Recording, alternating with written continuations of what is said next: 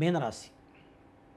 పూర్వభాద్ర 4వ పాదం, ఉత్తరాభాద్ర 1, 2, 3, 4 పాదాలు, రేవతి 1, 2, 3, 4 పాదాలు ఇందులో ఉంటాయి.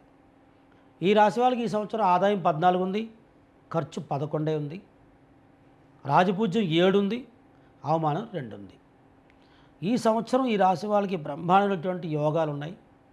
మంచి ఉద్యోగము, చదువు, తర్వాత రాహుకేతువులు అనుకూలంగా బాగుంది. అంటే పెండింగ్ పనులు అన్నీ అవుతాయి. ఆరోగ్య సమస్యలు, ఇదివరకు ఏడిపించిన సమస్యలన్నీ బాగుంటాయి. కాబట్టి శారీరకంగా నిరుత్సాహం పొందుతూ ఉంటారు. కొంచెం ఏంటంటే ఈ రాహుకేతుల వల్ల, కుజుడు వల్ల వీళ్ళకి మనస్పర్ధలు వచ్చే అవకాశాలు ఉంటాయి. పెళ్ళిళ్ళు ఎవరైతే అయ్యి ఉంటాయో వాళ్ళందరికీ కొంచెం మనస్పర్ధలు వస్తాయి.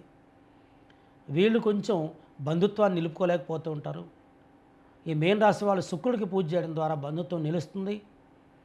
అలాగే ఈ సంవత్సరం ఏదైతే మీరు ప్రమోషన్స్ కావాలని కోరుకుంటున్నారో వీళ్ళందరూ కూడా మేన్ రాశి వాళ్ళు గురుడికి దక్షిణామూర్తి యాగం చేయించుకోండి, మహాలక్ష్మి యాగం చేయించుకోండి, అలాగే మహాలక్ష్మి దర్శనం చేసుకోండి, కలవ పువ్వులతోటి అమ్మవారిని పూజించండి.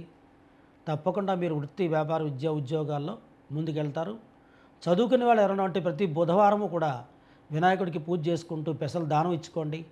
వ్యాపారాలు చేసే వాళ్ళు ఎవరైనా ఉంటే ప్రతి గురువారము కూడా శనగలు దానం ఇస్తూ కలవ పూలతోటి అమ్మవారికి అర్చన చేసుకోండి. తప్పకుండా బాగుంటుంది. శుభం.